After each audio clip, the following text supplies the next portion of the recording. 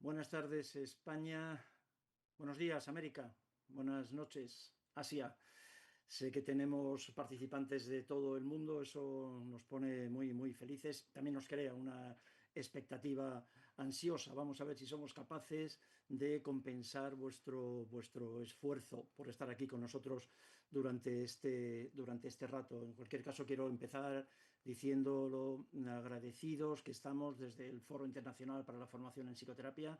eh, Agradecidos por vuestro interés, por vuestro esfuerzo para que podamos contaros qué es lo que estamos haciendo y qué es lo que queremos hacer y que eso os interese, como os contaba hace un minuto, nos llena de alegría, nos llena de satisfacción y desde luego de agradecimiento. Bueno, he preparado unas diapositivas como pretexto para hablar de cómo están las cosas en psiquiatría, en psicoterapia. Algunos de vosotros y de vosotras que ya nos conocéis, pues ya sabéis que eso es una preocupación de toda la vida, como pretexto. Y luego, una vez que termine de presentaros estas diapositivas, insisto, como pretexto, pues abrimos un debate, porque la idea de esto, de toda esta, realmente, ¿no? De todo este Recording trabajo in progress. precisamente que podamos hacer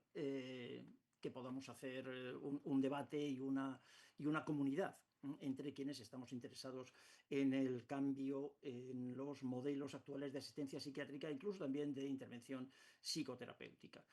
Entonces, bueno, vamos a ver, sí, disculpadme. Os decía que vamos a hacer esto y lo primero también que quería comentaros para empezar es que es un día muy importante para nosotros porque el foro incorpora desde hoy mismo un importante paquete de nuevo programa de formación, ¿no? Todos los cursos de la profesora Begoña Aznárez, presidenta de la Sociedad Española de Medicina Psicosomática y Psicoterapia desde hace muchos años y una de las personas más conocidas, que ha trabajado más en psicoterapia con niños, en psicoterapia con adolescentes y sobre todo en psicoterapia del trauma y de sus consecuencias, pues se incorpora a nuestro programa formativo y a partir de hoy mismo ya en el foro podremos contar con pues un programa formativo mucho más amplio, ¿no? En el que ya tenemos dos formaciones, dos programas tipo máster y un programa de especialista.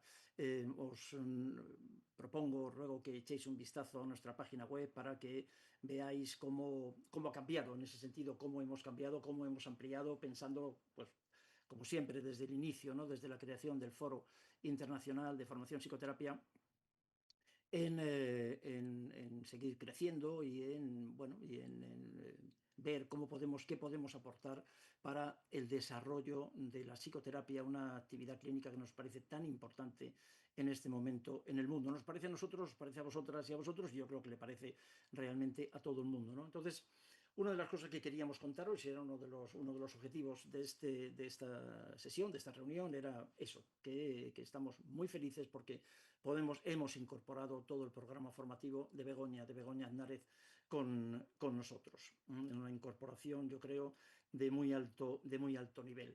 Y vamos a empezar entonces. Voy a contaros, como os digo, estas unas diapositivas que he preparado para vosotros y después conversamos sobre,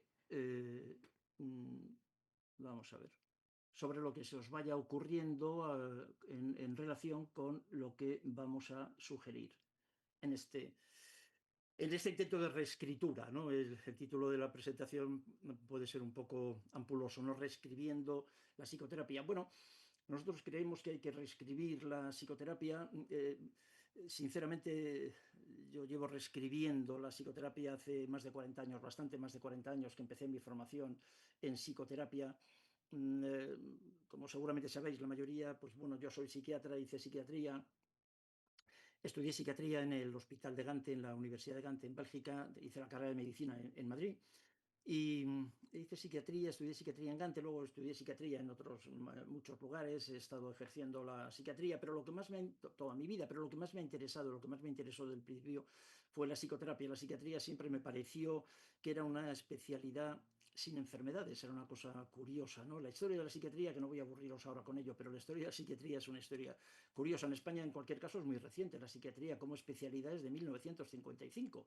Es una de las más antiguas, es muy, muy muy reciente. Y la psiquiatría realmente es una especialidad que nace sin enfermedades. Los psiquiatras siempre nos hemos sentido envidiosos de nuestros colegas, de nuestros hermanos mayores, los internistas, que trataban enfermedades de verdad, mientras nosotros, bueno, pues íbamos tratando diferentes manifestaciones del sufrimiento humano, pero que, como podemos debatir, si os parece, a lo largo de la tarde, no siempre es fácil definirlas como enfermedades.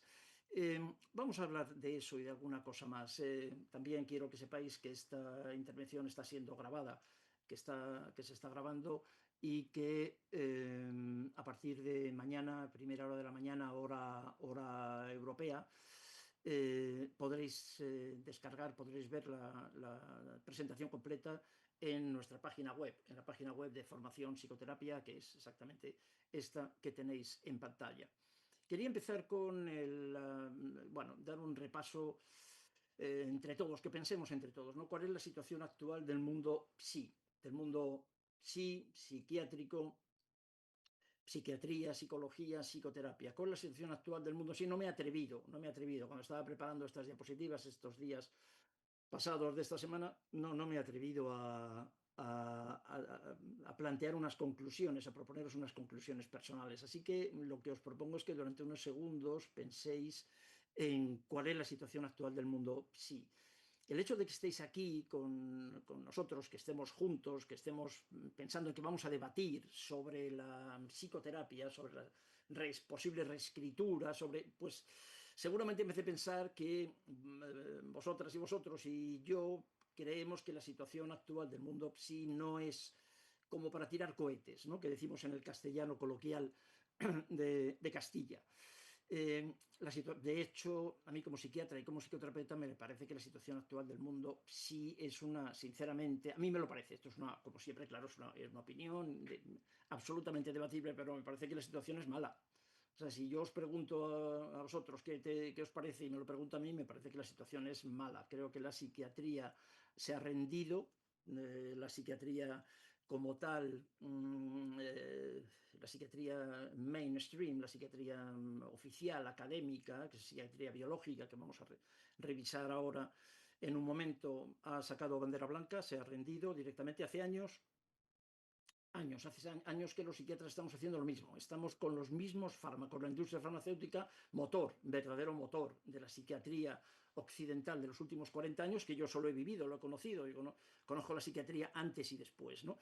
Pero la psiquiatría actual, movida por la industria farmacéutica, se ha parado, porque se ha parado la industria farmacéutica y estamos utilizando los mismos fármacos que hace 30, 40 años. De hecho, hay cosas curiosísimas, ¿no? Como que ahora lo que se plantea como novedades son sustancias como la ketamina o como la psilocibina. Esto es sustancias de hace 20, 30, 40 o 1000 años, ¿sabes? Eso es lo que se plantea ahora como alternativas farmacológicas, terapéuticas para los trastornos mentales, porque, como os decía, la industria farmacéutica se ha rendido. La psiquiatría, que dependía demasiado de la industria, por lo tanto, está en una situación crítica, me parece, ¿no? Yo creo que hay una importante contestación entre algunos profesionales y, desde luego, una parte muy importante de la población. Pero lo que me parece también, como psicoterapeuta, es que la psicoterapia, bueno, pues no es muy bonito decir esto, no será una cosa muy agradable, pero tampoco está, me parece, para grandes alaracas, ¿no? Creo que de la psicoterapia, perdón, que yo aprendí, una formación de inspiración psicoanalítica, desde luego, que era lo único que se podía hacer en el Madrid de los años 70. Ahora, pues desde luego han cambiado cosas, pero han cambiado cosas sobre todo porque se han inventado nuevas técnicas. Pero lo que se refiere al encuadre psicoterapéutico, a la consideración de la psicoterapia en general, pues tampoco han cambiado grandes cosas. Hay un par de las grandes corrientes de toda la vida, las grandes familias, y luego alguna que podemos querer colocarnos en medio, pero me parece que tampoco ha habido grandes cambios y, en todo caso, los resultados, como luego voy a plantear, los resultados de investigación, de la investigación, los resultados en psicoterapia tampoco son buenos. La verdad es que tampoco son buenos. Así que me parece que algo tenemos que hacer, ¿no? Un autor que yo conozco mucho y que digo aquí, hombre, pero Peter, por favor, ¿cómo dices esto, no? un autor que conozco y que quiero y que me gusta mucho. Es un gran crítico de la psiquiatría, pero es un hombre que conoce muy bien la medicina, la epidemiología, la farmacología. Es catedrático en la Universidad de Copenhague, Peter Gauchy, y ha escrito cosas fantásticas, muchos textos, muchos artículos. Es un gran difusor también. Bueno, una de las cosas que ha escrito recientemente es esto, ¿no? ¿Es la psiquiatría un crimen contra la humanidad? Pues ya lo planteó hace muchos años Sass, ¿no? Pero ¿es la psiquiatría un crimen contra la humanidad? Yo creo que no, por eso me permito reprenderle cariñosamente, ¿no? En el título de la diapositiva. Yo creo que no, pero en algún momento, bueno, pues la psiquiatría yo creo que no ha estado al nivel que le correspondía, ¿no? Este es un libro que, por cierto, quería comentaros también desde mi equipo de comunicación del Foro Internacional para la Formación en Psicoterapia. Me dice que podemos hacerlo. Como tendremos, me imagino que tendremos vuestras direcciones de correo, y si no las tenemos, si queréis compartirlas, pues estaremos encantados. Lo que haremos también a partir de mañana es enviaros algunos de los documentos que voy a presentar. Si os parece, presentaros estos documentos, mandarlos por correo electrónico. Este libro, por ejemplo, es un libro que lo puedo hacer. No, jamás compartiría un libro en PDF, pero este está, Peter Gauchy permite y quiere que lo hagan. Así que, si os parece, mañana este y algunos otros documentos voy a enviarlo por correo electrónico, ¿no? Para que tengáis más datos sobre lo que estamos contando, ¿no? Vamos a ver. De hecho, la propia psiquiatría oficial, la psiquiatría mundial, la Asociación Mundial de Psiquiatría, en un par de publicaciones ya hace algunos años, lo que planteaba es que si los psiquiatras somos una especie en peligro de extinción. Y eso se ha planteado repetidamente en los últimos años, y de hecho mucho más recientemente todavía. Ahora sí que de verdad, en estos últimos años, a partir del desarrollo de la inteligencia artificial, algunos autores muy conocidos como Allen Francis, uno de los chairman del DSM-4, por ejemplo, un hombre muy conocido en la Asociación Americana de Psiquiatría, en la APA, a la que yo pertenezco también, por cierto, pues planteaba que la inteligencia artificial, que la IA, si la psiquiatría clínica mayoritaria, o una parte importante al menos de la misma, no hace algo, pues la psiquiatría podrá ser más o menos, o una parte de la psiquiatría, no os enfadéis los psiquiatras, por favor, no os enfadéis conmigo, una parte de la psiquiatría podrá ser sustituida por la inteligencia artificial. Esa parte de la psiquiatría que vamos a ver ahora, que llamaremos la psiquiatría del diagnóstico, que es diagnóstico y tratamiento farmacológico, exclusivamente, ¿no? Y que esa psiquiatría, pues es posible que esté en peligro de extinción. Como yo no quiero que eso sea así, por eso estamos otra vez aquí dándole vueltas para ver qué podemos hacer para reescribir la psicoterapia, como reescribir también la psiquiatría. El cambio en la psiquiatría va a darse, en cualquier caso, por las buenas o por las malas. La Organización Mundial de la Salud, la Organización Internacional de Naciones, la ONU, lo plantean repetidamente, hace ya años, y desde luego, y cada vez más, la población, los medios de comunicación y muchos psiquiatras, ¿no? La psiquiatría debe de cambiar por completo, ¿no? Estamos de acuerdo. Nos parece que la psiquiatría hay que reescribirla entera. La psicoterapia necesita ajustes, yo creo que necesita arreglos importantes, pero la psiquiatría yo creo que hay que cambiarla, y eso ya de por las buenas o por las malas, eso ya es mío. A mí me encantaría, que no me gustan las confrontaciones, a mí me encantaría que este cambio que necesitamos en psiquiatría fuese un cambio amable, cariñoso, compasivo, que no fuera sangriento, que fuera por las buenas, y ojalá podamos hacerlo así, ¿no? En declaraciones repetidas, ¿no? De la Organización Mundial de la Salud, de la ONU, del Comisionado para los Derechos Humanos, ya en 2017, mirad lo que proponían, ¿no? Necesitamos urgentemente un cambio. Estamos hablando del mundo, sí, ¿no? Un cambio de modelo para dar prioridad a la innovación de las políticas a nivel de la población. Esto me parece muy importante, dirigida a los determinantes sociales. Este es lo que llamamos entre nosotros, los colegas que forman parte del foro de la Sociedad Española de Medicina Psicosomática, a la que también pertenezco, claro, de nuestro centro clínico, lo que llamamos el elefante rosa de la habitación, ¿no? Porque todos sabemos Todos sabemos lo importante que son los determinantes sociales, todos sabemos lo importante que son las experiencias traumáticas de nuestros pacientes, todo el mundo lo sabe, pero curiosamente sigue sin querer hablarse de ello. Y en los programas de formación sigue sin querer hablarse de los determinantes sociales, lo que la ONU y la OMS llama los hechos probados. Es algo que está perfectamente probado y, sin embargo, seguimos mirando hacia otro lado, ¿no? Seguimos individualizando el sufrimiento para liberar al contexto, para no mover nada del contexto. Esto me parece que es una de las... Esto que acabo de comentar ahora es uno de, yo creo claramente, ¿no? Es uno de los cambios que necesita la psiquiatría, pero también la psicoterapia, ¿no? El mirar más a los determinantes sociales, a las experiencias traumáticas y abandonar el modelo médico, ¿no? Abandonar el modelo médico dominante, que realmente más que modelo médico es un modelo farmacéutico en este momento. El modelo médico probablemente se terminó cuando yo estaba estudiando medicina. Yo no estoy seguro de que ahora podamos seguir hablando de modelo médico. Sería más sensato hablar de modelo biomédico o biofarmacéutico, ¿no? Las políticas de salud mental deben abordar el desequilibrio de poder en vez del desequilibrio químico. Mirad, esto, los subrayados son míos, el marcarlo en rojo, eso es mío, pero el texto es de las Naciones Unidas. El desequilibrio de poder en vez del desequilibrio químico, algo que ya quiero comentaros desde este mismo instante, es que todo lo que nos han contado sobre que la depresión, por ejemplo, es una carencia de serotonina, es falso.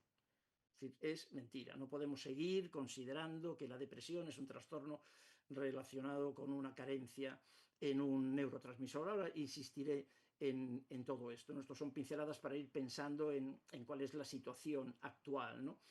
De forma que en este momento nos encontramos con dos psiquiatrías. No es en este momento, que esto es lo que yo llevo viviendo en casi mis 50 años desde luego, desde que era estudiante de medicina, y unos pocos menos ya como profesional, ¿no?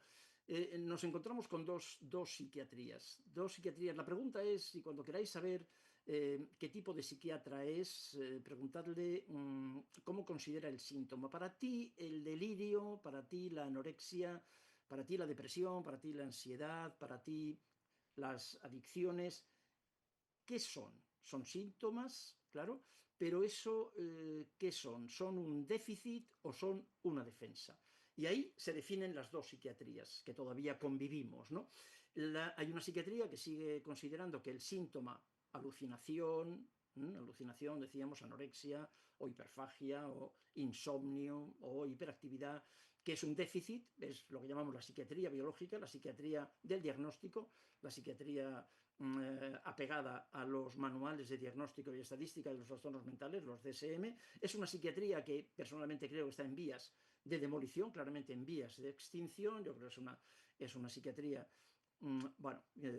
ahora mismo muy carenciada.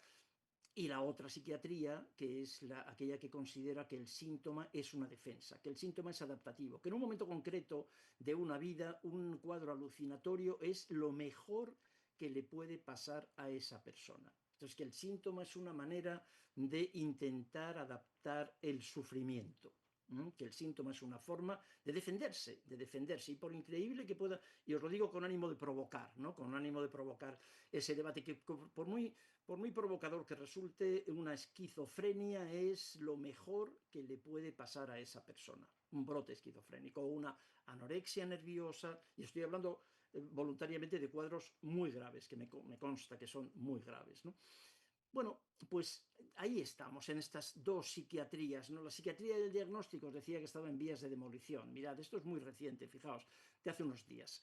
Hace unos días el Medscape, que yo recibo a diario, ¿no? Y que me va alertando de diferentes publicaciones científicas de todo el mundo, pues hacía referencia a una revisión muy interesante, de diferentes autores, Wilcoff, entre otros, que es muy conocido, en relación con que por fin, y esto me encanta y estoy encantado de presentarlo, por fin el TDAH, el trastorno por déficit de atención con hiperactividad, el TDAH, que es ya sabéis que es una preocupación tremenda, ¿no? En relación con la clínica infantil, no puede seguir siendo un diagnóstico. No podemos seguir pensando que eso es un diagnóstico, que puede ser un signo de alarma, que puede ser una señal de alarma, que nadie está discutiendo el sufrimiento de ese chiquitín y por supuesto de esa familia. No se discute, pero que no es un diagnóstico psiquiátrico, que no puede ser un diagnóstico psiquiátrico, el TDAH.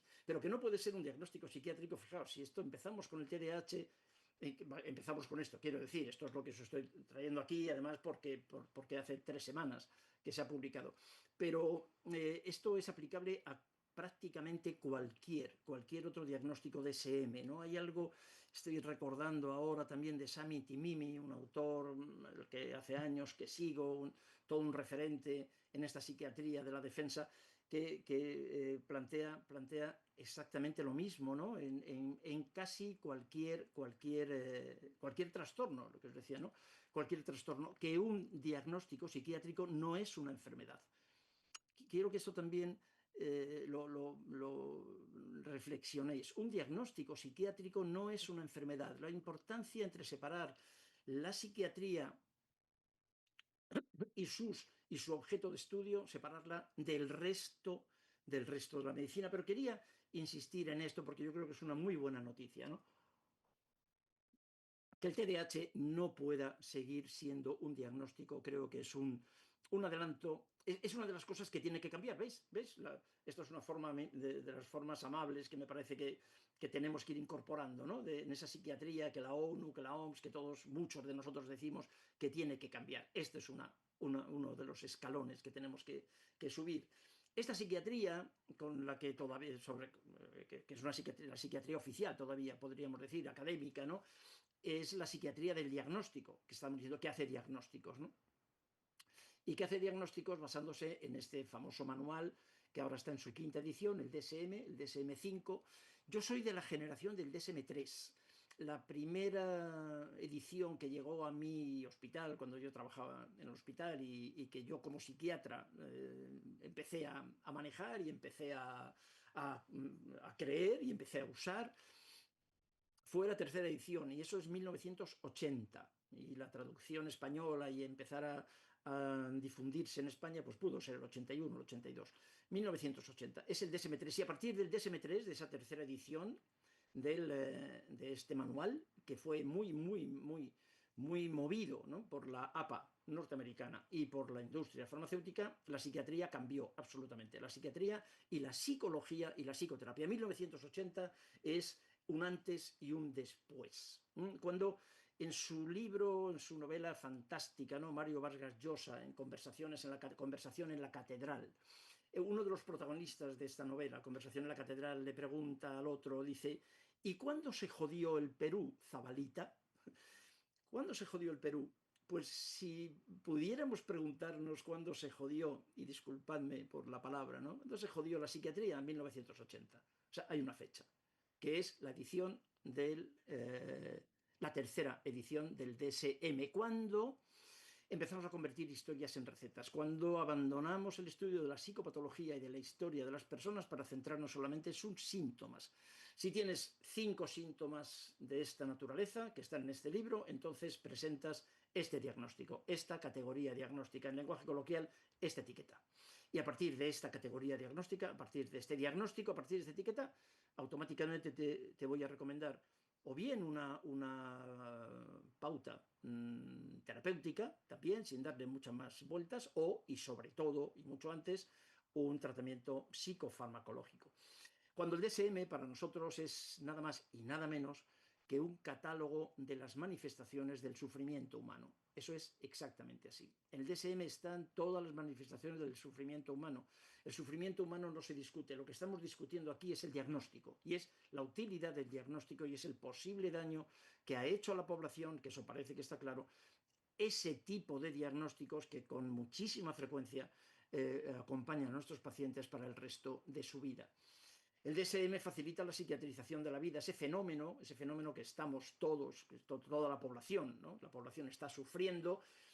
Algunos se benefician, como naturalmente lo más fácil de ver es la industria farmacéutica, sin duda, pero también los psiquiatras nos hemos podido beneficiar de esta psiquiatrización, los psicólogos también, los psicoterapeutas. Claro, la psiquiatrización consiste en que de repente hay muchas personas, muchos consultantes, con lo cual nuestra profesión se vio muy reconocida hace 40 años. Hace 40 años yo recuerdo que era muy difícil en España, en Madrid, era difícil reconocer que se iba al psicólogo, nadie quería ir al psicólogo, mucho menos al psiquiatra, ¿no?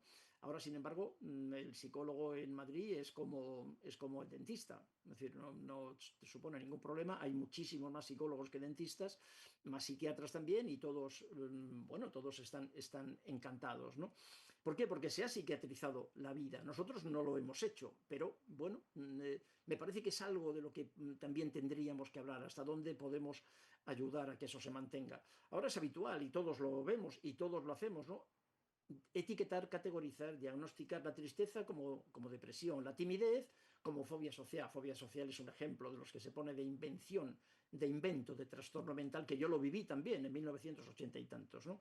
Cómo se inventó la fobia social a partir de una emoción, como era la timidez. El miedo como ansiedad generalizada, la rareza como autismo, las travesuras y el aburrimiento y la desatención como TDAH, la variabilidad emocional como bipolaridad o la condición puramente humana como trastorno de personalidad, entre otros disparates, ¿no? Seguramente todos estamos más o menos de acuerdo en cómo estamos psiquiatrizando el malestar. Lo que estamos haciendo es psiquiatrizar el malestar. Nadie discute de que estos diagnósticos que pongo aquí, nadie discute que esto supone una persona, un ser humano, incluso un sistema sufriendo. No se discute. Lo que quiero plantear es la diferencia entre sufrimiento y diagnóstico.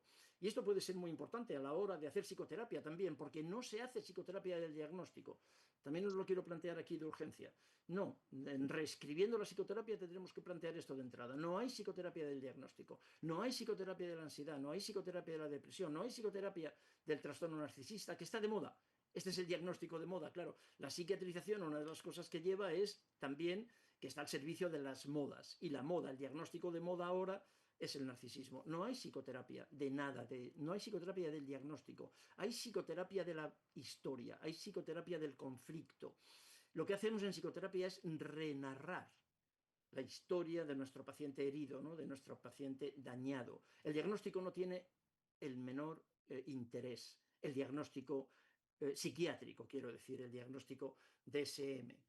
Esta psiquiatría del déficit, que os decía, que está en franca decadencia, como os he comentado antes, ¿no? Con este trabajo del TDAH, pues lleva ya algún tiempo, ¿no? En esta demolición, un trabajo, hay muchos, ¿no? Pero uno de ellos que merece la pena y que os lo mandaré también es esta revisión sistemática que hace una autora, a la que yo también conozco y quiero mucho, Joanna Moncrief, en el Reino Unido, que lleva años trabajando sobre este tipo de psiquiatría crítica, de psiquiatría de la defensa, ¿no?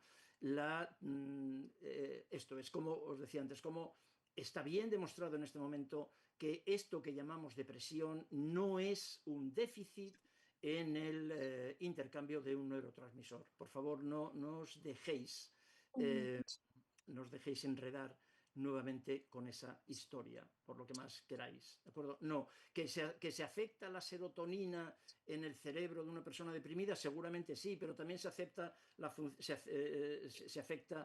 función intestinal, la piel, se afecta el sueño, naturalmente, se afecta la función gástrica, se afecta todo, absolutamente todo, ¿de acuerdo? No os dejéis, por favor, no os dejéis engañar. No, esto ya se sabe que no es un modelo de marketing, no es un modelo biológico. Como dice, y aquí copio a un periodista de investigación precisamente sobre depresión, muy conocido en el Reino Unido, también en todo el mundo, Johan Hari, la depresión no está en tu cabeza, la depresión está en tu vida. Si alguno de vosotros me conoce ya me ha escuchado decir esto, ¿no? Lo digo muchas veces, la depresión no está en tu cabeza, la depresión está en tu vida, y es ahí desde donde tenemos que acceder, ¿no? La otra psiquiatría en la que podemos, la alternativa que tenemos a la psiquiatría del déficit es la psiquiatría de la defensa, ¿no? Vamos a plantear alternativas y alternativas otra vez amables, ¿no?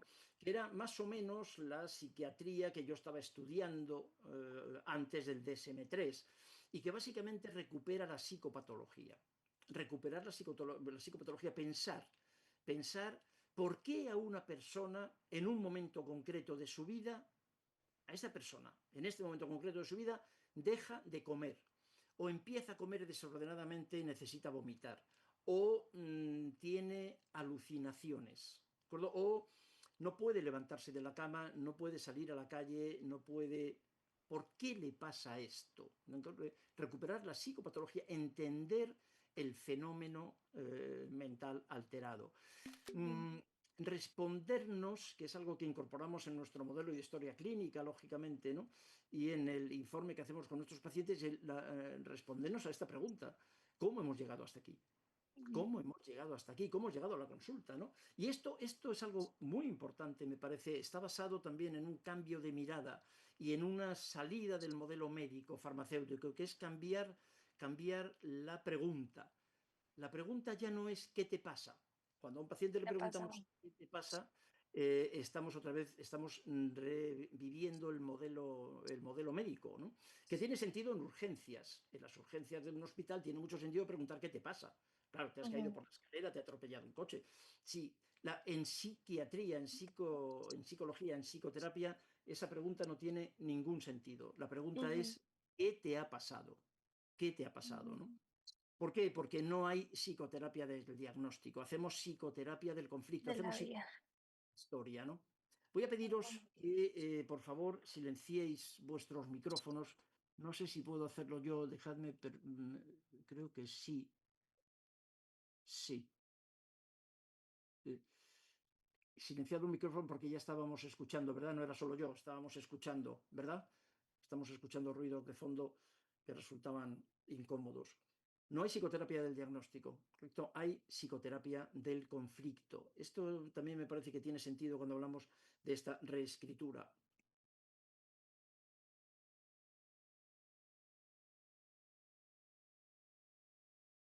La importancia en esta reescritura, ¿no?, de la psicoterapia es tan importante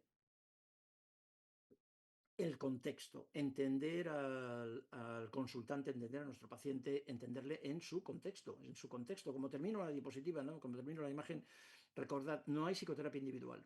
Fijaos, nos pasamos, hablando de lo que decíamos de cómo la psiquiatría lleva 40 años haciendo lo mismo, a mí me parece que en cierta medida la psicoterapia también. Y uno de los ejemplos es cuando entre nosotros hablamos, ¿no?, de qué tipo de psicoterapia haces. Dice psicoterapia de adultos, psicoterapia de niños, psicoterapia de grupo, psicoterapia de familia o psicoterapia individual. No hay psicoterapia individual. No existe la psicoterapia individual. Puede haber una relación entre dos personas, solas, dos personas, terapeuta y paciente o consultante, en un ámbito cerrado.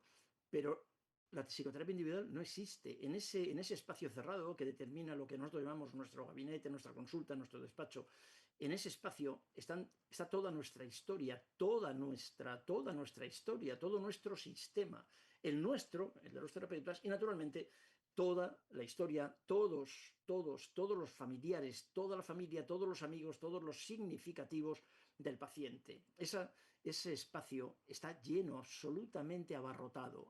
No existe la psicoterapia individual. La psicoterapia, aunque sea de uno en uno, realmente es una terapia que tiene que tener una mirada sistémica. El sistema familiar, el sistema cultural, el sistema social, la historia no puede de ninguna manera desaparecer, como ha desaparecido con muchas técnicas psicológicas, psicoterapéuticas, no puede de ninguna forma, ¿no?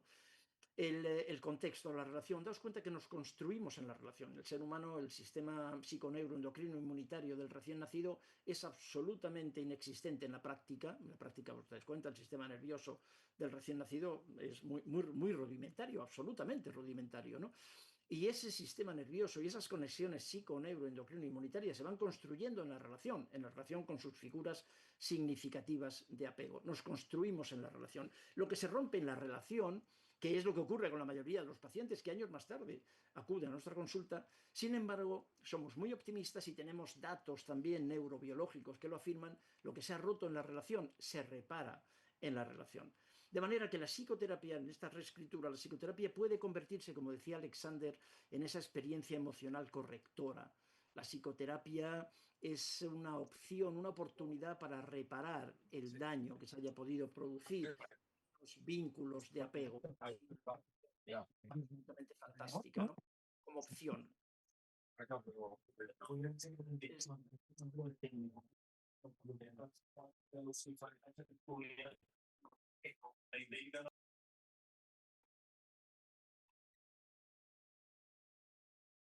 Disculpadme, estaba nuevamente silenciando un micrófono.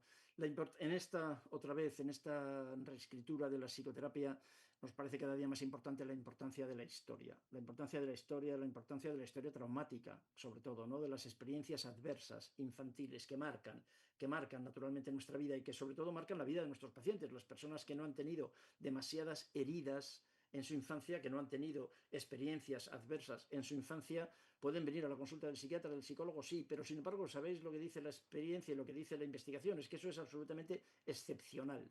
Claro, esas personas que han tenido lo que Bowlby y Mary Ainsworth decían, para simplificarlo un poco, es un poco más complicado, pero para simplificarlo, ¿no? Ese apego seguro, tienen, dicho en otra terminología, tienen una importante resiliencia, de manera que les pasan cosas en la vida, claro, pero no suelen estar en nuestras consultas. Curiosamente, las personas que están en nuestras consultas son personas con una historia de mucho dolor, de mucho sufrimiento, con una historia traumática, ¿no? Vamos a decirlo exactamente así, ¿no?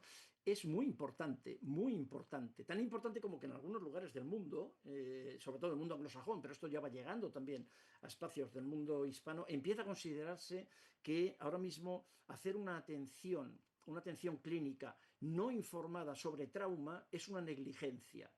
A corto plazo, en todos nuestros países, en todo Occidente, que es más o menos lo que mejor conocemos, ¿no? En todo Occidente, el que los terapeutas no estén informados sobre esto que estoy contando aquí, sobre la relación entre la experiencia traumática y la enfermedad autoinmune, la esquizofrenia, la anorexia, el insomnio, la depresión, la ansiedad, la adicción a opiáceos, que no se sepa eso, que no se sepa esa relación y que no se pueda tratar estas secuelas del trauma, puede ser, en algunos lugares ya lo es, y aquí va a ser enseguida una negligencia, considerarse una negligencia profesional, lo cual es, pues francamente, preocupante, ¿no?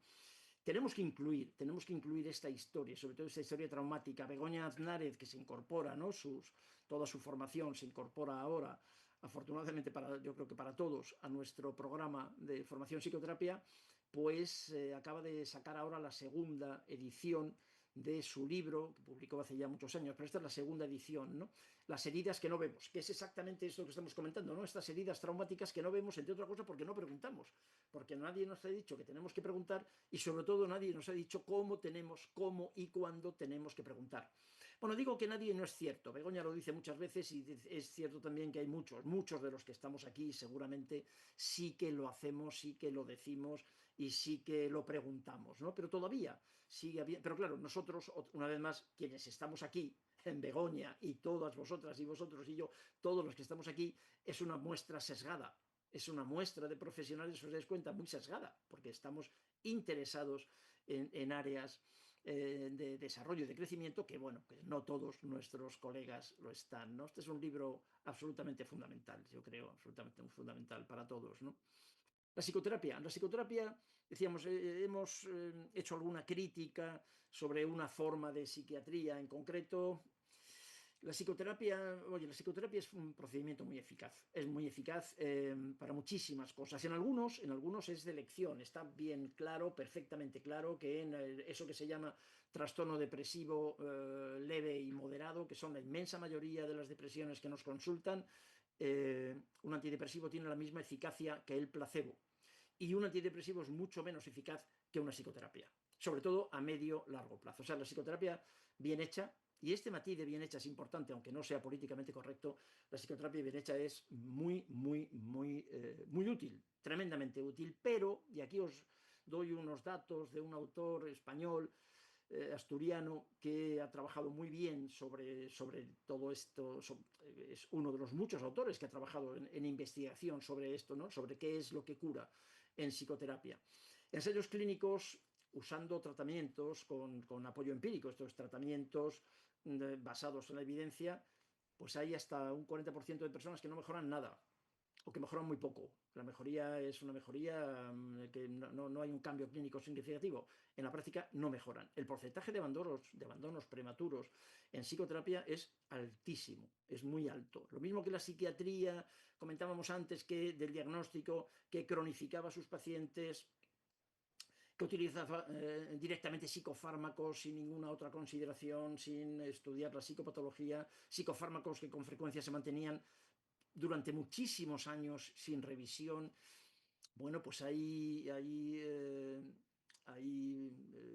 pacientes y hay terapeutas que no consiguen una buena adherencia de sus pacientes. Nosotros tenemos datos de encuadres públicos, de servicios públicos en la Comunidad de Madrid, en el que hasta un 45% de los pacientes no acuden a la segunda sesión, o sea, abandonan a la primera, no acuden a la segunda sesión a la que están citados en psicoterapia, pero el porcentaje de abandonos es muy alto.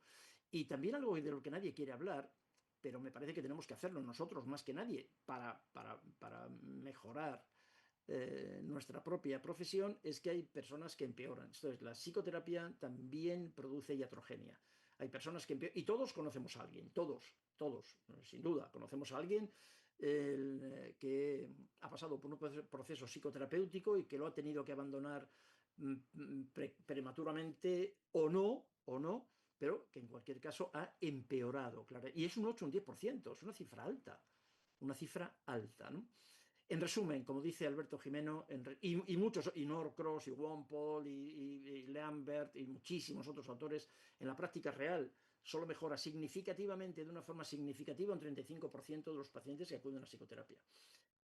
Bueno, esto es algo que, otra vez, que tampoco nos gusta, que siempre que lo rescato este dato, que está repetido en muchas investigaciones, pues mis compañeros, nuestros colegas psicoterapeutas se enfadan. No, pues yo tengo mejores resultados. Sí, sí, seguro. Estamos hablando de media. Tú tienes mejores resultados porque hay otros terapeutas que tienen peores.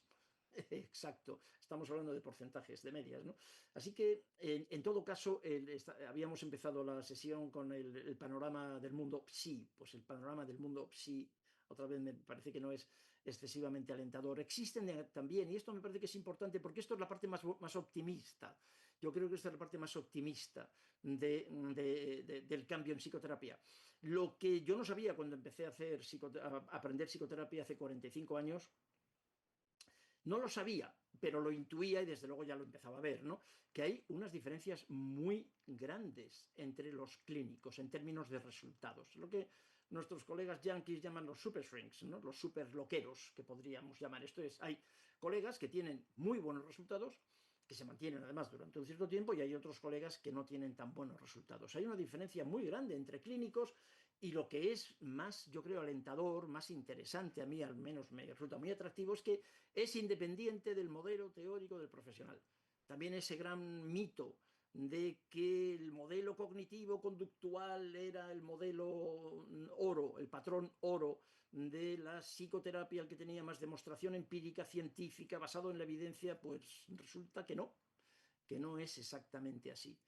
Que estas diferencias entre los clínicos es independiente del enfoque, y todos lo sabemos, y cuando todos los que estamos aquí hemos tenido que recomendar un psicoterapeuta para alguien de nuestra familia o para nosotros mismos, que naturalmente hemos hecho psicoterapia, no hemos elegido al azar un colega de internet.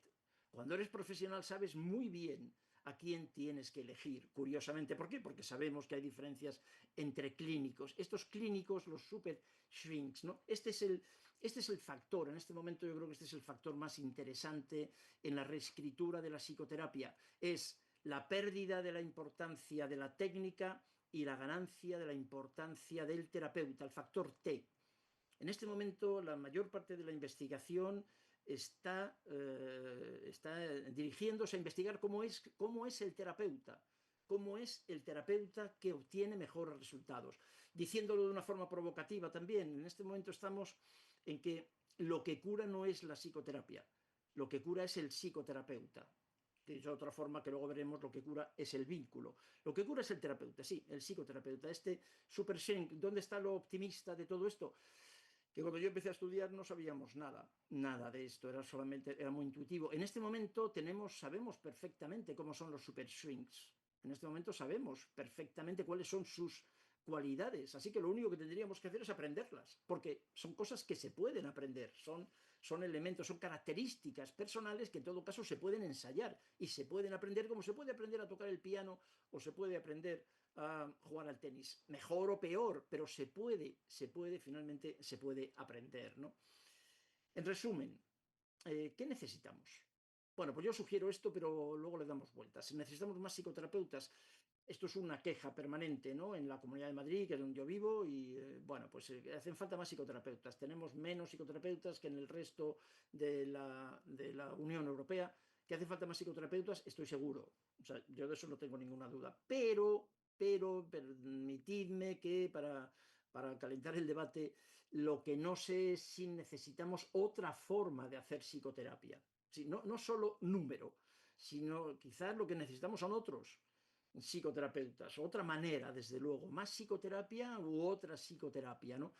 Yo creo que lo que necesitamos para empezar es más psicopatología. Necesitamos quitarnos de encima el modelo médico, quemar el DSM, que es lo que siempre digo, el DSM, este libro, el DSM, yo creo que es muy útil para encender una chimenea, porque tiene muchas páginas. Entonces nos podría ayudar a encender una chimenea, pero me parece que es importante, desde luego, desde el punto de vista de la psicoterapia, no aporta absolutamente nada, ¿no? Necesitamos más psicopatología, más el cómo hemos llegado hasta aquí, más qué te ha pasado, tu historia, la biografía, el contexto, estos elementos, ¿no? Las cualidades, las características del terapeuta, mucho más que el diagnóstico psiquiátrico, ¿no? Y desde luego todo ello dentro de una perspectiva de género que también está absolutamente obviada en el ámbito de la psiquiatría, de la psicoterapia y en general todavía de la vida, ¿no? Los otros psicoterapeutas, pues podéis, como os decía, podemos copiarlos, ¿no? Podemos copiarlos, claro, podemos saber cuáles son, porque se sabe, porque está publicado, porque la investigación lo ha demostrado, porque, pues si alguno de vosotros o vosotras hayan hecho alguno de nuestros cursos de formación, en el curso de psicoterapia breve yo lo cuento, naturalmente, cuento detalladamente cómo son estos super swings, ¿no? Cómo son estos terapeutas que tienen mejores resultados. Y no es difícil, lo que es curioso es que tampoco es difícil. Lo que ocurre es que me parece que no hemos puesto suficiente atención. Estamos terminando y para ir terminando pues quiero plantearos algo también, es un estudio, también un archivo que también os mandaré mañana por correo electrónico, ¿no? De un autor es Sami Timimi. Mirad a Sami Timimi, el segundo autor es Laura Barstra y Sami Timimi. Por favor, acordaos de este nombre. Sami Timimi es un psiquiatra infantil, psicoterapeuta, que trabaja en Londres. No, en Londres no, perdón, en Lincoln, una ciudad inglesa, en todo caso. Y que es un referente en psicoterapia desde hace muchos años y al que yo también sigo mucho y quiero mucho, ¿no? Sami Timimi ha escrito muchísimas cosas. Lo último que ha escrito Sami Timimi, porque esto tiene 8 meses, es muy reciente también, como veis, es que es más psicoterapia un caballo muerto. Y comienza comienza su trabajo, si lo leéis mañana, que estará a vuestra disposición, comienza el estudio, la revisión que hace una revisión preciosa, un trabajo muy interesante, con un refrán, con un dicho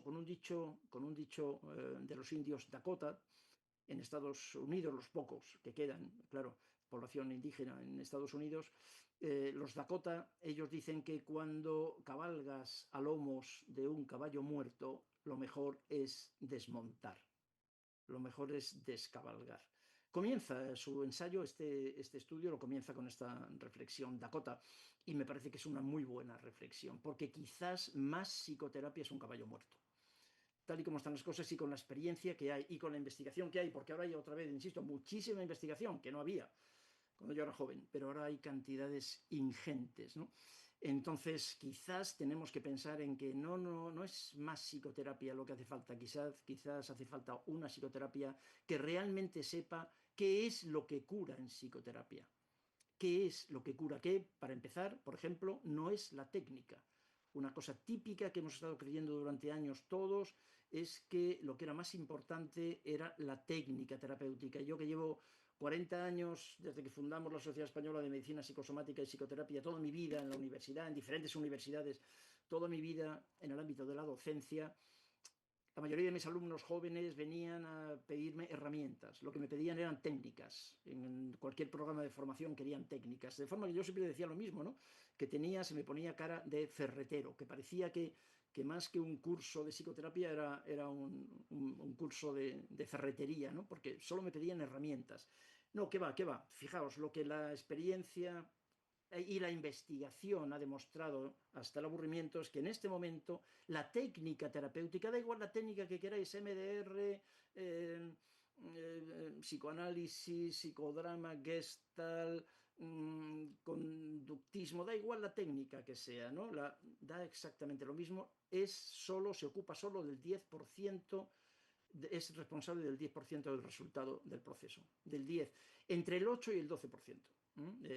A medida que se va estudiando más, se va reduciendo el porcentaje de la técnica, porque lo que cura son, como decía, otras cosas, otras muchas cosas, elementos comunes, sobre todo la alianza terapéutica, curan otros elementos, ¿no? Esta otra psicoterapia más informada me parece que es la que necesitamos, ¿no?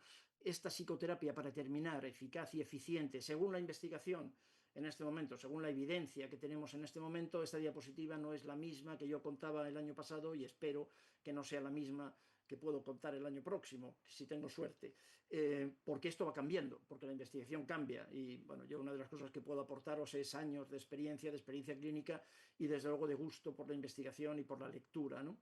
Una psicoterapia eficaz, eficiente además, o sea, que tenga un buen rendimiento entre el esfuerzo y el resultado, entre el tiempo y el resultado, pues es una psicoterapia con objetivos limitados, con una psicopatología adecuada que entienda otra vez el cómo hemos llegado hasta aquí, ¿no? Una psicopatología basada en la biografía, en las narrativas personales, en la importancia de estas primeras relaciones interpersonales, ¿no? Esto que decíamos, de que nos construimos en la relación, ¿no? De lo importante que son estas primeras relaciones interpersonales, los determinantes sociales, las haces, las experiencias infantiles adversas, cómo construyen la enfermedad, cómo construyen la patología, también la salud, sin duda, claro, la ausencia de estas experiencias adversas. Una psicoterapia eficaz y eficiente es una terapia que tenga una visión sistémica, que entienda que cada cambio en nuestro paciente obliga a un trabajo adaptativo del sistema y que si no somos capaces de entender y de aceptar el esfuerzo del sistema por no cambiar, vamos a colocar a nuestro paciente en situaciones dilemáticas en las que con mucha frecuencia es mucho más fácil abandonar al terapeuta, eso es obvio, es más fácil abandonar al terapeuta que abandonar a su familia, que abandonar al sistema. La psicoterapia siempre es sistémica porque todos nosotros estamos, nos guste o no, estamos y hemos estado viviendo dentro de un sistema, esto es inescapable, ¿no? Es una psicoterapia focalizada, ¿no? Yo recuerdo cuando empezaba a hacer psicoterapia con muchos de mis alumnos, de mis pacientes que vienen contándome, alumnos que supervisan, que es fácil escuchar el comentario de que llevamos dando vueltas mucho tiempo, dando vueltas a un problema, dando vueltas. A veces la psicoterapia se enreda en dar vueltas, efectivamente. Una psicoterapia eficiente tiene que focalizar en el conflicto. Hacemos psicoterapia del conflicto. Y conflictos hay 7. Pero son 7. Es que conflictos en la especie humana, en las relaciones humanas solamente hay 7. Porque está muy bien estudiado también eso, ¿no? Vamos a focalizar. Vamos a focalizar. Por eso es tan importante la evaluación. Por eso es para nosotros absolutamente fundamental que cualquier psicoterapia comience con una fase de evaluación. De evaluación. ¿Por qué? Porque si no, finalmente no sabemos de qué estamos haciendo psicoterapia. Otra vez, no se hace psicoterapia del diagnóstico, no se hace psicoterapia del motivo de consulta. Entre otras cosas porque también, como alguno de vosotros ya me ha escuchado seguro, el motivo de consulta en psicoterapia, el motivo de consulta nunca es el problema. Nunca es el problema. El motivo de consulta es un problema. Claro, la anorexia es un problema, las alucinaciones son un problema, la adicción a heroína es un problema, faltaría más. Pero no es el problema, no lo es. Estamos tratando síntomas otra vez, con mucha frecuencia. Estamos tratando diagnósticos. No, una psicoterapia focalizada necesita saber qué es lo que estamos tratando, ¿no? ¿Para qué? Pues para una psicoterapia es un viaje y poder saber dónde estamos y poder saber también a dónde vamos a llevar, ¿no? A dónde vamos a ir, que tengamos un objetivo. Todo esto dentro de que uno de los factores más importantes que sabemos hoy, ¿no?, en los aspectos curativos de la psicoterapia es la alianza terapéutica, es el vínculo. Lo que cura es el vínculo, porque nuestro paciente está en la consulta, porque precisamente lo que trae históricamente son rupturas vinculares. Eso es lo que 30 años más tarde aparece en forma de depresión, o 4 años más tarde de su nacimiento aparece en forma de TDAH, o 60 años más tarde, no importa la edad, no importa cuando el paciente venga a nuestra consulta, lo que trae, cuando se explora, son trastornos del vínculo, son trastornos vinculares. Así que, como otra vez, como decía Alexander, ¿no?, la psicoterapia es una experiencia emocional correctora. En la psicoterapia le damos la oportunidad a esta persona de recuperar el vínculo con otra persona, que es el terapeuta. Lógicamente, la mirada es una cosa absolutamente fundamental, algo en lo que llevamos trabajando nosotros en nuestro centro hace tiempo y ya se empieza a trabajar en muchos otros lugares, ¿no? Es, por ejemplo, y ya se plantea, la Comunidad de Madrid ya plantea el cambiar esa gestión, es el cómo cambia la relación el hecho de que el terapeuta esté escribiendo o no esté escribiendo mientras el paciente relata su historia. Directamente la mirada, que el médico no esté tecleando en una computadora, que no esté tecleando en un ordenador, mientras el paciente está allí y al paciente no le miramos, al paciente le escuchamos. En atención primaria en Madrid, después de interrumpirle a los 19 segundos. Le interrumpimos a los 19 segundos. Y no le miramos a los ojos.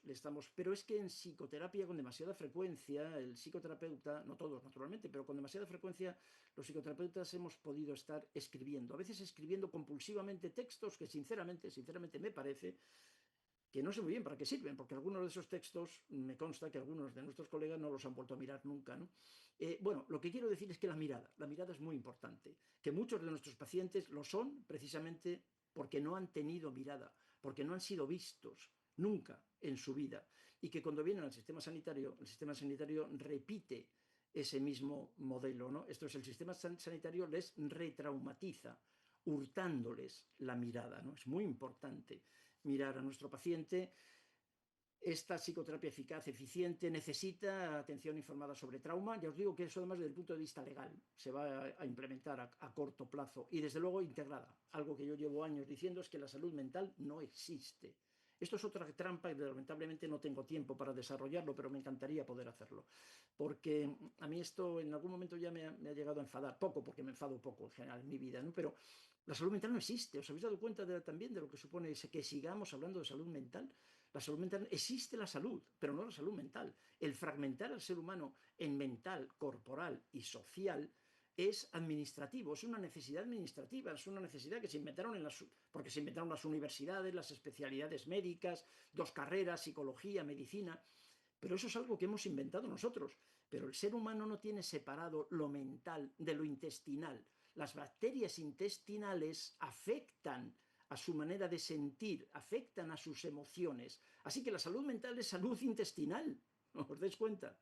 Claro, claro, no hay salud mental. Y mientras sigamos fraccionándolo, los pacientes seguirán siendo eso, pacientes con paciencia, dando vueltas por muchos especialistas, ¿no?, consumiendo ingentes cantidades de recursos y haciendo que los terapeutas estemos incómodos, con malos resultados, no estemos satisfechos porque no terminamos, me parece, de entender bien lo que le está ocurriendo a nuestro consultante, ¿no? Bueno, esto es lo que tenía preparado para todas vosotras y vosotros. Os dais cuenta que es un tema que puede dar para cientos de horas, pero hasta aquí, ahora hablamos. Muchísimas gracias, de verdad, muchísimas gracias por vuestro interés. Me piden, y como estas cosas a mí se me olvidan, me piden mis compañeros de comunicación del Foro Internacional de Formación en Psicoterapia, que, bueno, como agradecimiento por vuestra paciencia para aguantar hasta el final de la exposición, que os hacen un descuento en todos los cursos nuevos que hemos incorporado hoy o mañana o ayer, no sé cuándo están incorporados, pero seguro que ya están disponibles. Todo el programa de formación nuevo que se ha incorporado recientemente en la página web, en todos, incluyendo este código que tenéis aquí, obtendréis un descuento. Pues esto era lo que yo quería contaros. Voy a dejar de compartir para que podamos vernos todos así, fantástico. Y ahora hay alguna mano levantada. María Castillo. María, te veo allí. Vamos a ver, permíteme mm, que cambie el sistema de silencio y que pueda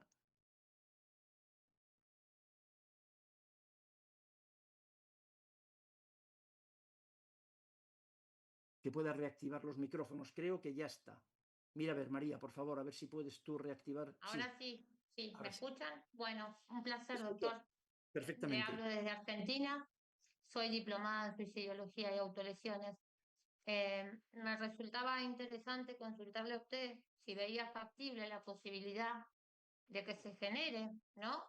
A nivel mundial, como un abordaje amplio hacia lo que sería un dispositivo único en cuanto a las conductas autolesivas o suicidas, sobre todo porque, bueno, nosotros nos encontramos en Argentina y nuestro presidente actual tomó la decisión de hacerse a un lado de la Organización Mundial de la Salud, como también de la ONU y, bueno, de determinados otras eh, entes gubernamentales o no, era con los que no tenían red. No por nada estoy acá escuchándolo a usted y viendo qué pasa alrededor mío. Muchas gracias. Hacer algo a nivel mundial en relación con la conducta suicida, ¿te refieres?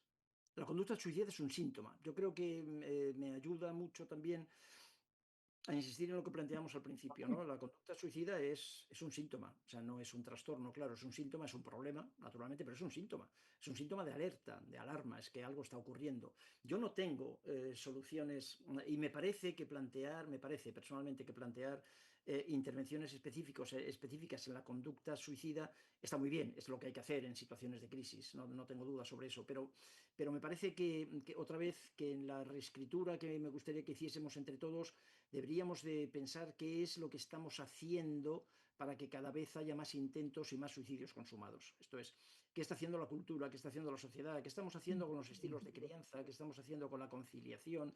¿Qué estamos haciendo en el trabajo? ¿Qué estamos haciendo con los noticiarios en televisión? ¿Qué estamos haciendo con la televisión? ¿Qué estamos haciendo con las redes sociales? Me parece que el suicidio, otra vez, como la anorexia, como cualquier diagnóstico psiquiátrico, recordad, un diagnóstico psiquiátrico no es una enfermedad. Lo que quiero plantearos es que un diagnóstico psiquiátrico es una señal de alarma. Es que algo está ocurriendo y que tratar diagnósticos, y da igual que sea conducta suicida o que sea adicción a opiáceos o esquizofrenia paranoide, es arriesgado. Es algo que seguramente lo tenemos que hacer porque, bueno, porque lo tenemos que hacer, entre otras cosas, porque ahora mismo hasta que podamos cambiar, si vamos a cambiar, necesitaremos tiempo, ¿no? Pero Claro. creo que son cambios parciales, Ajá. y que tenemos que seguir ayudando a estas personas a título individual, pero con la mirada. Lo que os propongo es que tengamos una mirada más amplia, que miremos más allá y que miremos que los trastornos mentales son síntomas de conflictos, pero otra vez de conflictos sociales, sobre los que los psicoterapeutas tenemos mucho que decir y mucho que hacer con estas personas, no tengo ninguna duda, pero sobre todo me parece, sobre todo si somos capaces de tener una mirada más amplia y no quedarnos, por favor, no os quedéis nunca más en la dopamina. La esquizofrenia no está relacionada con la dopamina se afecta, sí, sí, sí, sí, claro que, pero en la esquizofrenia se afecta todos los neurotransmisores y se afecta todas las funciones corporales. La esquizofrenia es una enfermedad inflamatoria. La depresión es una enfermedad inflamatoria. Si queréis plantearlo en términos de enfermedad, no es una enfermedad cerebral. ¿De acuerdo? Que ese es el matiz que me parece muy importante en psiquiatría. ¿Sabes? Así que no tengo una respuesta, perdóname, pero una respuesta concreta, más allá de esto, no tengo, ¿no? Tenemos Nuria, Meile también. ¿Tenemos alguna mano levantada? Decidme. Sí, Aquí ahí estoy, estás. doctor. Muchísimas gracias. Honradísima de estar aquí con usted. Para mí es un privilegio y escucharlo. Tengo 20 años de experiencia como psicopedagoga. Tengo años estudiando la conducta humana como orientadora conductual. Y eso que usted acaba de responder con respecto a lo que estamos haciendo para disminuir las conductas autolesivas, disminuir, observarlo. Esta Sí. vía, esto que usted nos plantea, pues está dentro de mi perspectiva. Qué tanto podemos lograrlo? En este momento, May está dirigiendo un programa para madres, para sanar a las madres, porque de ahí es donde se parte todo. Y es lo que lo veo como una semilla en este momento y de verdad que me siento muy emocionada de escucharla porque esa es mi visión. Así que gracias, me honra estar aquí. Oye, que no puedes imaginarte cómo te lo agradezco, porque mira, a mí me parece que ese es uno de los escalones básicos para hacer esta reescritura, para hacer más que la reescritura de la psicoterapia, para hacer una reescritura del mundo en el que vivimos. Yo creo que la salud, eso que se llama salud mental, está en cuidar a las madres. Me parece que ese es el primer paso. El primer paso es la salud perinatal. La historia de vuestro paciente esquizofrénico, aquí está, veo de vez en cuando a un querido amigo mío, especialista, Ignacio Blasco, está por aquí, especialista en tratar un trastorno mental grave, ¿no? La historia de nuestro paciente, no importa qué paciente sea, vamos a ver, la historia de nuestro paciente y la tuya, y la tuya, y la tuya, y la mía, comienza el día que nuestros padres se conocen. Y esto lo planteo también con ánimo de provocar. Ya que estáis hasta aquí, ya que me habéis soportado hasta este momento, pues que allá vosotras. Nuestra historia comienza el día en el que nuestros padres se conocen. El día en el que nuestros padres se conocen comienza una fantasía de fusión genética, para empezar, y empiezan a imaginarnos. Y empiezan a imaginarnos y finalmente lo que nosotros somos es la proyección primero genética y sobre todo epigenética de aprendizaje de esa imagen. Así que cuando nuestros padres se conocen comienza nuestra historia. Por eso la pregunta de qué te pasa no tiene ningún sentido, es una pregunta traumatizadora. Es traumática para un paciente con una anorexia, con una adicción. Hace no mucho tiempo veía a un chaval con una historia de adicción a heroína, ¿no? Y me decía a mí, no me vengas con la misma historia de siempre, no me digas con la historia de que la heroína es un problema y que tengo que dejar la heroína y que deje la heroína porque la heroína es un problema. Decía, no te enteras de nada, no os enteréis. Era la primera vez que yo le veía, ¿no? Me decía, no os enteráis de nada. La heroína no es un problema, la heroína es mi solución. El problema es lo que tengo en casa, ¿sabes? Ese es el problema. La heroína es la solución, es mi solución. Y no hacéis más que decirme, ¿sabes? Como fue en su momento el tratamiento de la anorexia nerviosa, ¿no? Con esa obsesión enfermiza para que la paciente ganase peso. No, el problema no es la anorexia, ¿no? Esa es la solución también, ¿no? La solución de qué, de un problema. ¿El problema dónde está? Pues el problema comenzó el día en el que tus padres se conocieron. Ahí comenzó el problema. O ahí comenzó la salud, quiero decir, ahí comenzó el problema cuando nos ponemos en población clínica. Claro, cuando la población clínica es una población pequeña, la mayor parte de las personas no vienen nunca a nuestra consulta. La historia de esas personas, la historia de todos los que estamos aquí, comienza cuando nuestros padres eligen nuestro nombre. Por ejemplo, yo me llamo José Luis y sé muy bien por qué me llamo José Luis y a qué elementos del sistema estoy honrando. Lo sé perfectamente bien. Es una historia otra vez sistémica, ¿no? Así que la madre y el embarazo de la madre, ¿verdad? El embarazo de la madre y la madre, porque antes hablábamos de cómo se conecta el sistema psico-neuroendocrino inmunitario, que luego se convierte en una esquizofrenia, en una depresión o en un lupus eritematoso o en una enfermedad autoinmune, la que queráis, también en cualquier enfermedad corporal, en una dermatitis atópica, en una enfermedad asmática. Eso comienza a hacerse en el embarazo y se termina de hacer en los 3, 4, 5 primeros años de vida bajo la mirada de mamá y de papá, de las figuras significativas de apego. Ahí está la salud. Ese es el trabajo para la salud, no solo la salud mental. Ahí es donde se aprende a comer, se aprende a dormir, ahí se aprende a caminar, se aprende a moverse, se aprende a tolerar la frustración, se aprende a querer. Luego aceptas el amor que crees merecer. Ahí es donde eres querible y te sientes no solo querido, sino además te sientes querible, que es importantísimo, porque muchos de nuestros pacientes no es que no se sientan queridos, que no lo son, es que además no se sienten queribles, que eso es absolutamente trágico para ellos. Todo eso ha comenzado con la mirada de mamá. mamá no les ha podido mirar, que quede claro, no estoy haciendo un juicio, no quiero hacer un juicio de valor sobre papá y Total. mamá. Correcto, lo han hecho mal, seguramente han hecho lo que han podido, ¿de acuerdo? Exacto. No voy a hacer un juicio de valor de ninguna manera, pero ahí comienza ese problema que 20 años más tarde tenéis en la consulta. Obviar eso es retraumatizador, porque además lo que mis pacientes me han enseñado es que ellos lo saben. Ellos saben que aquel abuso sexual tiene mucho que ver con su fibromialgia. Ellas lo saben todas, absolutamente todas lo saben. Y que no les preguntemos sobre eso y que no podamos intervenir sobre eso es retraumatizador para ellas. Y eso es lo que hace el sistema sanitario, retraumatizar a muchos pacientes. ¿Okay? Exacto. Así que muchísimas gracias, un honor. Gracias. Gracias a ti por recordarme ese matiz. Tenemos, bueno, tenemos todavía un poco de tiempo, pero tenemos muchas manos levantadas. ¡Qué maravilla! Contadme cosas. El que quiera, a ver. Hola, yo soy Nuria. Nuria. Estaba esperando. Sí, buenas tardes. Sí. Lo primero agradecer y dar la posibilidad de que participe, porque yo no soy terapeuta ni soy profesional. Yo estoy contactando con vosotros desde, bueno, pues de manera privada.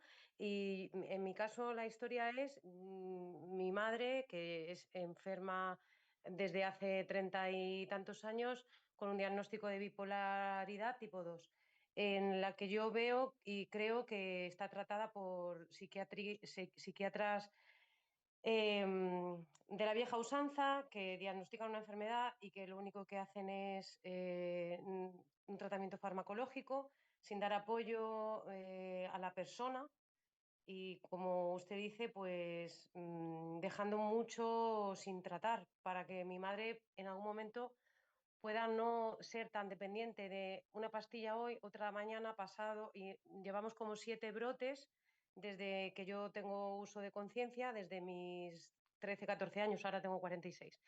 Entonces, busco a alguien que se asemeje a su opinión, busco un terapeuta que nos pueda acompañar en esta historia y deseando de que mi madre siga cumpliendo años, que cumple 68 ahora, es súper joven. Pero bueno, me gustaría que usted me dé la opinión de cómo seguir en este curso, a dónde me puedo dirigir y buscar apoyo. Nuria, no podemos, lamentablemente no puedo hablar de tu madre, no podemos ver casos particulares en estas sesiones, ¿no? Yo te recomendaría, no sé, ¿desde dónde te conectas? ¿Dónde estás, Nuria? ¿Dónde vives? Yo en Madrid, mi madre en Santander. En Santander. Bueno, pues contacta si quieres con nosotros, que me manden a mí un correo tuyo y yo miro a ver si puedo recomendarte a alguien en Santander. Vale, el trastorno bipolar es uno de los trastornos. Muchas gracias, Nuria, en todo caso, por tu participación y disculpa que no pueda entrar en el tratamiento del caso, ¿no? Pero el trastorno bipolar es uno de los ejemplos de la vieja usanza, ¿no? Que dice Nuria que lamentablemente no es tan vieja, o sea, que es que sigue siendo así, ¿no? Y es un ejemplo también de cómo los psicofármacos pueden ser útiles, porque algo que también como psiquiatra me puede preocupar un poco es que penséis que yo estoy absolutamente en contra de la psicofarmacología, y eso no es cierto. Los psicofármacos son útiles en un trastorno bipolar, pueden serlo. La preocupación de Nuria y la mía y la de muchos otros psiquiatras es que eso sea para toda la vida. ¿De acuerdo? Los psicofármacos son, recordad esto, ¿no? Los psicofármacos son un recurso, pero nunca son el tratamiento. Nunca son el tratamiento. Son un recurso muy útil. Yo he recetado miles y miles de psicofármacos en mis 45 o 46 años de práctica, ¿no? Ya os podéis imaginar. Son un recurso, pero no son el tratamiento. Y el trastorno bipolar es un ejemplo de trastorno mental grave, es un ejemplo de historia, es un ejemplo de lo que estoy contando. Nuria no nos va a contar la historia de su madre, ni yo se lo voy a preguntar, pero ya lo sé. O sea, la historia de su madre yo ya me la sé. ¿Sabes? Lo sé porque he visto muchas personas con un trastorno bipolar y son todos relativamente parecidos para nada, porque no hay dos pacientes parecidos, pero la historia de sufrimiento sí que es una historia de sufrimiento, insisto, no es una historia parecida, no es la misma, pero siempre hay una historia de sufrimiento, ¿no? Claro, que requiere en crisis agudas psicofármacos, sí, sin problemas. El problema de los psicofármacos nunca es empezar, el problema de los psicofármacos es cómo terminamos, es cuándo lo terminamos, ¿no? Es terminar, y esa es la preocupación de Nuria, y la mía y la de todos nosotros, ¿no?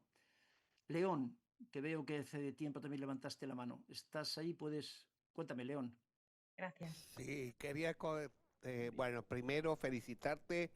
Creo que eres un ser maravilloso, la vanguardia de todo lo que estás haciendo como médico, como psiquiatra, como psicoterapeuta, etcétera.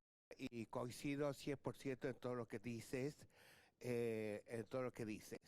Yo entiendo de que desde la ignorancia surgió la medicina, de la medicina la psiquiatría, la psiquiatría la psicología, la psicología la psicogeología, quizás no las haya sentido nombrar o no, desde la medicina a la tradicional, a la medicina ortomolecular o la PINE, la psiconeuroinmunoendocrinología, etcétera, y vamos evolucionando.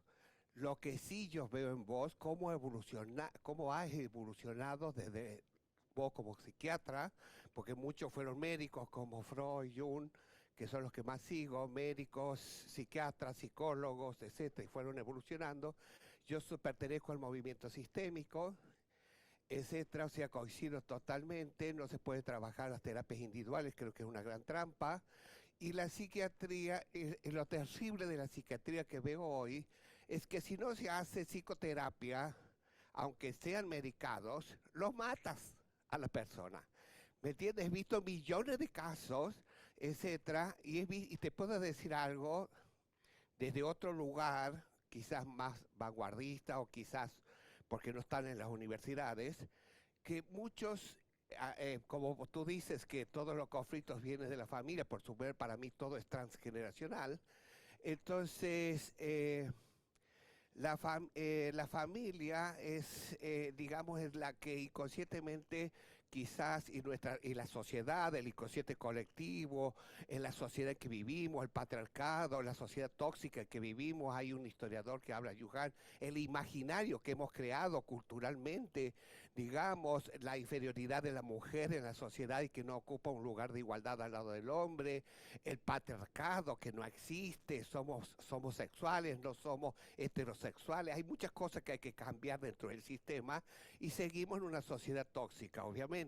Y vos estás haciendo un milagro dentro de un milagro maravilloso que muy poca gente entiende porque ignoramos, el 90% ignora todo lo que tú dices. O sea, no está incorporado dentro del sistema todavía. Entonces, como yo hace 20 años estoy desde otro lugar, pero sí acompaño toda tu filosofía, por supuesto hace mucho tiempo y gracias a Sandra Evangelista, que es una gran médica y colega mía, a gran amiga, me ha presentado a todos estos grandes personajes de este presente como tú, tan maravilloso, que la verdad te agradezco muchísimo y ojalá 500 personas hagan cursos contigo para que evolucionemos de una vez por todas y Gracias, salgamos León. de esa gran trampa espantosa, porque ¿cómo puede ser? Conozco millones de casos, y quiero hacer rápido, disculpen. eh, eh, los padres directamente tienen algún problema, los hijos se lavan las manos, no se hacen cargo, yo no sé a quién salió hace mi hijo, lo mandan al psiquiatra, lo medican y después terminan en neuropsiquiátricos. Y dije, tú has querido abortar ese hijo y no lo lograste y ahora lo estás abortando simbólicamente. ¿Me entiendes?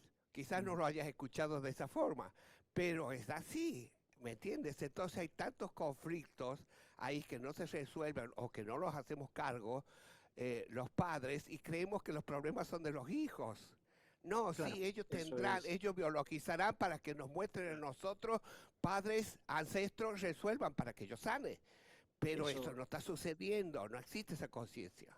es así, es así. Gracias, León. Eso es exactamente así. Y los padres, claro, los padres, como todas otras instancias, también han obtenido muchos beneficios También, inconscientes de esta cultura. Por eso la cultura somos por la todos, ¿eh? misma cultura, claro, La somos todos. totalmente.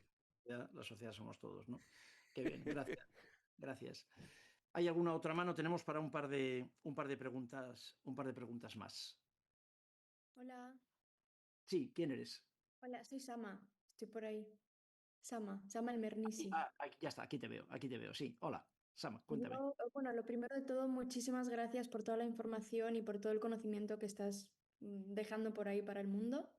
Voy a ir rápido y es un poco diferente mi pregunta, creo que me estoy desencaminando, pero bueno, me da curiosidad saber, em, digamos que para el 2030 más o menos se prevé que podría existir la posibilidad de, si quisiéramos, reemplazar al 99% de los trabajos que hoy existen. Sí. La verdad, yo soy psicóloga y me gustaría saber un poco tu opinión respecto a la inteligencia artificial y cómo crees que podría, o sea, qué podríamos tener nosotros como humanos y qué podemos aportar a la humanidad, que la inteligencia artificial, que encima se están desarrollando robots con unas, digamos, que pueden sustituirnos ya no solo cognitivamente, sino también físicamente. Entonces, y probablemente pues puedan leer matices que nosotros nos costaría quizás un poco más o tardaríamos un poco más. Simplemente quisiera saber un poco sobre su opinión al respecto. Yo soy optimista con respecto al reemplazo. Optimista en cierta medida, quiero decir, si la inteligencia artificial nos va a pasar por encima a los psiquiatras antes, eso está bien estudiado ya, eso ya se sabe. De hecho, hay programas de inteligencia artificial que son mejor valorados por los usuarios que los psiquiatras de carne y hueso. O sea, eso ya está hecho. La psiquiatría actual es muy fácil, además. La psicoterapia es más difícil, pero la psiquiatría es muy fácil de superar. Para que eso no ocurra, ¿cuál es el matiz diferencial? Tú lo has dicho muy bien y varias veces, es lo humano. Lo humano. Lo que ocurre es que lo humano es una de las cosas que se ha perdido en las facultades de medicina y en las facultades de psicología. El DSM, entre otras cosas, y el modelo farmacéutico ha matado lo humano. Mientras seamos capaces de mantener lo humano, por eso nos preocupa tanto y por eso decía que soy optimista, siempre que podamos hacer esta revolución que hace falta, esta revolución, esta reescritura, hacerla incruenta, ¿no? ¿Y cómo? Rescatando lo humano, reforzando lo humano, reforzando los vínculos. Acuérdate, lo que cura es el vínculo. Y ese vínculo humano, la IA va a tardar mucho tiempo mucho tiempo si quizás lo hace. Pero solo lo cognitivo, solo la técnica, sin embargo, lo que es la técnica, lo que habéis aprendido como técnica, la IA lo va a hacer mejor que nosotros. O sea, si solo aprendemos técnica, decía Letamendi, un médico del siglo XIX, el médico que solo sabe medicina, ni medicina sabe. Y aquello me pareció genial. El psicólogo que solo sabe técnica, ni psicología sabe. ¿De acuerdo? ¿Qué tenemos que recuperar? Lo humano. ¿Qué nos va a defender de la IA? Lo humano. El vínculo humano, lo humano. Lo humano, no eso de la empatía y tal, eso hay que también desarrollarlo, ¿no? Lo humano, y básicamente es la mirada incondicional, es lo humano. Entonces, desarrollad eso es lo que hay que eso es lo que desarrollan los super shrinks y obtienen mejores resultados, menos abandonos, esto es, y esos serán los que van a sobrevivir. Hay otros muchos profesionales de la medicina y desde luego de la psicoterapia, muchos profesionales que van a ser sustituidos por la IA, seguro. Y es lo humano, forzad eso, exagerad lo humano, la cultura, lo humano, ¿sabes? Lo oculto, lo humano, lo específicamente humano. Eso es lo que tenemos que aprender a desarrollar. Muchas Una gracias. pregunta más. Doctor Sí, José, sí, cuéntame. Hola. doctor José, hola, Sí, buenas tardes. sí, Sandra. Sí, doctor José, bueno, un placer estar con usted en esta hermosa información. Lo sigo hace poco, pero bueno, me ha edificado muchísimo como terapeuta. Y mi pregunta es la siguiente. He estado escuchando de la psicoterapia breve, de la cual hace referencia a la doctora Snar, de 22 sesiones. Sí. ¿Ustedes tienen esa formación? ¿Es un curso? ¿Cómo se llama? Porque, bueno, tengo mucha expectativa de comenzar a estudiar con ustedes y me interesó mucho ese enfoque de explicación que comentaron con respecto a esa terapia de 22 sesiones. Sí, Muchas entre gracias. 22. Sí, ese es un trabajo concreto que ha hecho Begoña, en el que yo participé, pero también con otros compañeros, alumnos nuestros, precisamente, del máster, un trabajo sobre 80 pacientes con fibromialgia. Entonces, Begoña Aznárez desarrolló y un trabajo que se hizo en colaboración con un hospital de la red pública de la Comunidad de Madrid. es un trabajo para evaluar y tratar la fibromialgia con una técnica concreta, con un protocolo de tratamiento y una técnica. Un protocolo que incluía la fase de evaluación, la intervención propiamente dicha, y el total como protocolo fueron 28 sesiones. Nuestra práctica en psicoterapia breve, que eso está descrito pues, en el propio curso de experto en psicoterapia breve, desde luego en el máster, en la práctica, para los pacientes en general, ¿no? Pueden ser entre 22, 26, 28, 30 o 50. En cualquier caso, lo que es importante es que siempre el tiempo tiene que estar limitado, porque la limitación temporal es la mejor palanca movilizadora que hay. Y eso está también muy bien desarrollado, muy bien investigado. La mejor palanca movilizadora es la limitación temporal. El caso de Begoña, que tuvo que hacerlo además dentro de un grupo de pacientes naturalmente, claro, en un gratuito, en un encuadre gratuito, en un hospital público en el que tampoco había mucha demanda y poco tiempo, lo hizo en 22 sesiones. Y fue un protocolo específico para tratar la fibromialgia, en la que descubrimos que en el 100%, en un porcentaje altísimo de los casos, había antecedentes de abuso sexual y en todos, en el 100% de los casos, experiencias traumáticas en su historia. Entonces ella trató a las pacientes con un protocolo que ha diseñado ella de EMDR, que yo creo que también lo cuenta en el curso de Clínica Intervención en Trauma con EMDR, que a partir de ahora ya está incluido en nuestro foro, en el foro internacional, ¿no? Sí, pero bueno, eso es un protocolo concreto de 22 sesiones y con fibro. Pero eso es lo que contamos. En todo el máster es cómo hacer psicoterapia con tiempo, objetivos limitados y con todo esto, ¿sabes? Con todas estas variables que estamos contando aquí esta tarde, ¿vale? Ya. Doctor, ¿y cómo sería como para llevar un hilo conductor organizado de tomar los cursos? ¿Está esa estructura diseñada para uno ir en creciente de curso a curso?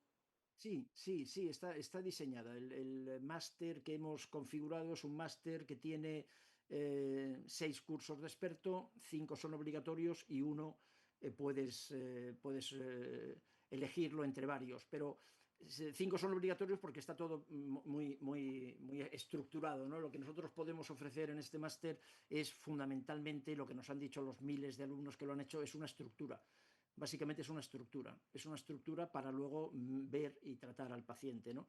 Entonces hay un orden. El orden, si tú me lo preguntas, aunque el orden puede variar porque el alumno lo puede elegir, pero si tú me lo preguntas, el orden sería primero el experto en psicoterapia breve, después el de evaluación.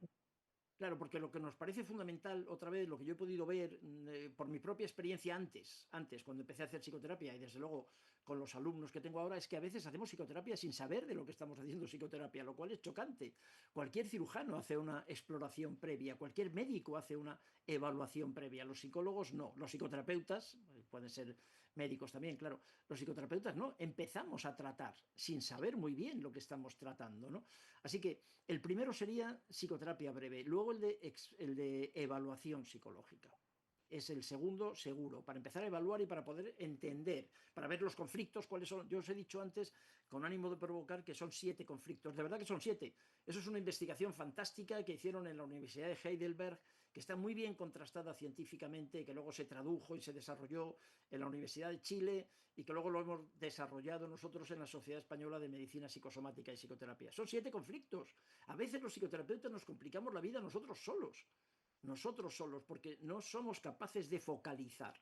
Entonces es importante focalizar, porque eso hay un antes y un después, te alegra la vida, sinceramente, también la práctica te la hace más fácil, ¿sabes? Porque ya sé lo que tengo que hacer, ya he puesto el foco, ¿no? Y no voy dando vueltas y vueltas y cada día el paciente me trae una cosa.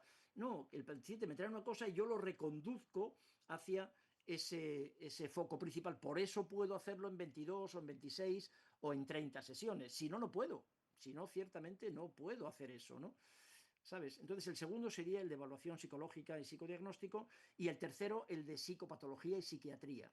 A mí también me parece que una carencia absoluta de todos los profesionales de la salud, que a mí me llama mucho la atención, hablamos ahora entre colegas, de profesionales de la salud. ¿Os habéis dado cuenta que realmente no somos profesionales de la salud? ¿Que somos profesionales de la enfermedad?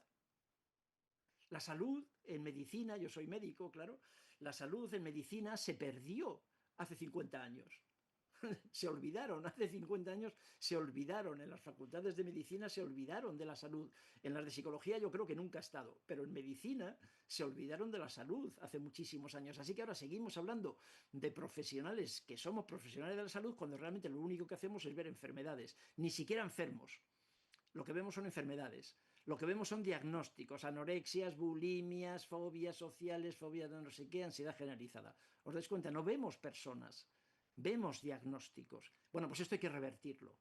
Y me parece que para revertirlo, yo creo que lo que perdimos, me parece también, que lo que os decía al principio, yo lo único que puedo aportar aquí es años trabajando y leyendo, ¿no?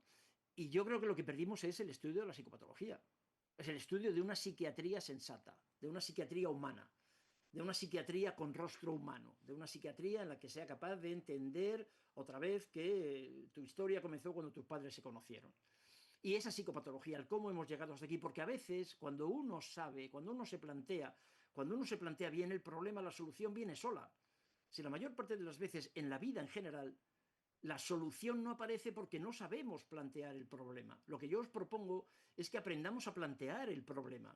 Y para eso necesitamos una buena evaluación, escuchar al paciente desde sus abuelos, escuchar al paciente desde sus abuelos, ¿no? Lo transgeneracional, porque todo eso se transmite.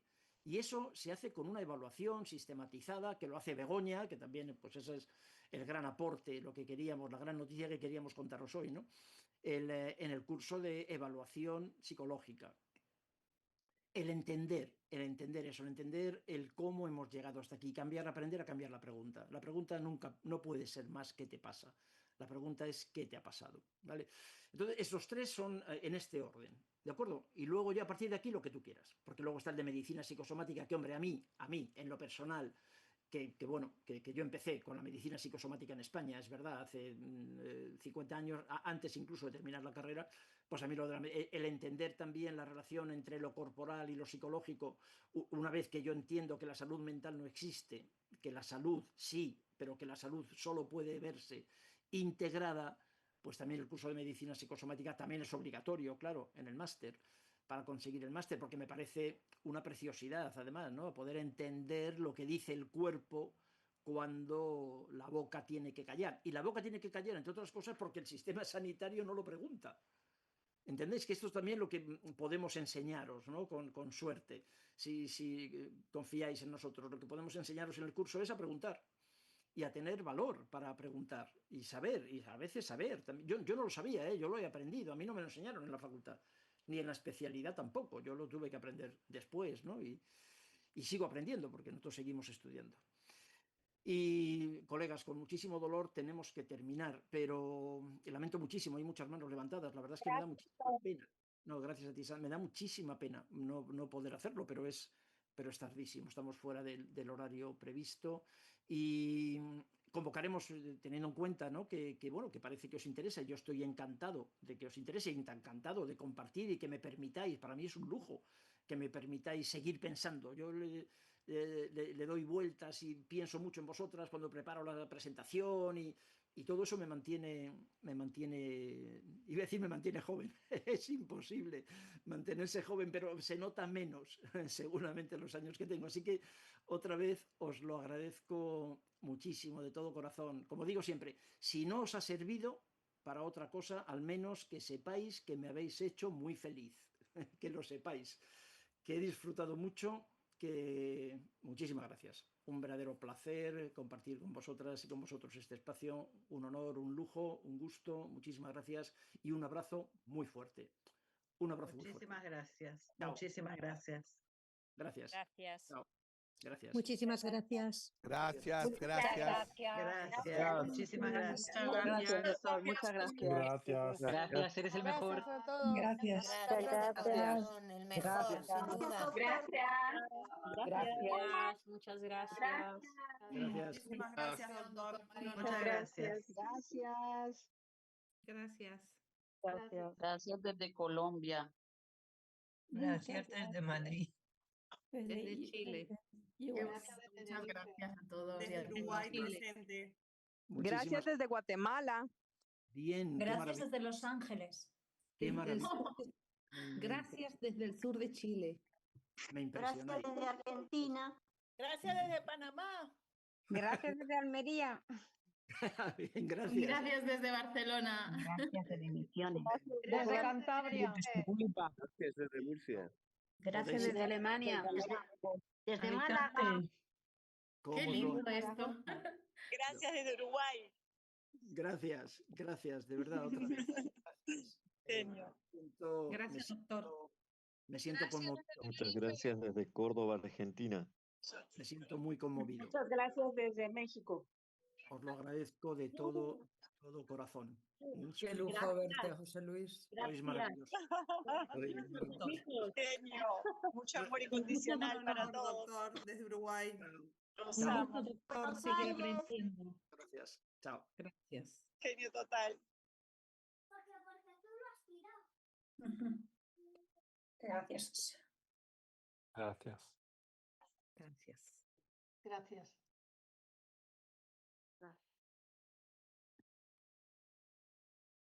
Finito. Gracias totales.